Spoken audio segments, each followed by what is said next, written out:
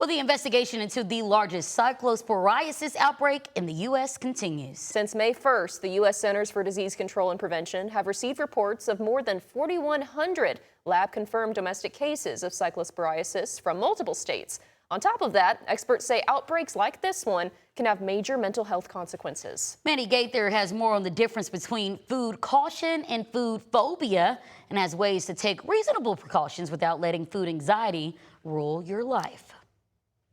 Each week in the U.S., the CDC says it can coordinate up to 36 investigations into foodborne illnesses involving multiple states, whether it's due to germs like E. coli, Salmonella, Listeria, or a 9-state outbreak of explosive diarrhea from the cyclospora parasite. It sets off an alarm system in the brain. Clinical psychologist Susan Albers with Cleveland Clinic says taking recommended precautions like washing food, avoiding specific produce of concern, and staying updated on credible recall information are all healthy reactions that match the risk. Food phobia or extreme anxiety goes beyond the normal level of concern or caution. It begins to take control of your life. Albers says examples of this include avoiding restaurants, food preparation, or grocery shopping, having extreme intrusive thoughts, repeatedly and excessively checking for recalled foods,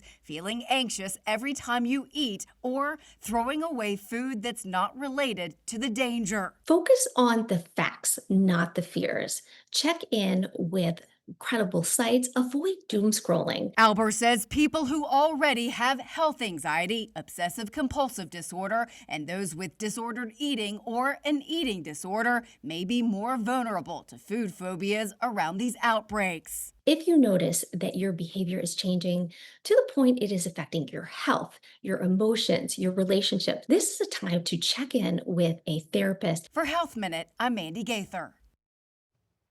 Well, Arkansas continues to see impacts from the parasite outbreak. There are a total of 92 confirmed cases here in the state so far this year. The bulk of those are in northwest Arkansas, with 67 of those centered in Benton and Washington counties. Taylor Farms in Mexico has been voluntarily removing all iceberg lettuce sourced from central Mexico from the U.S. market. The company says it has the potential to be contaminated with the parasite.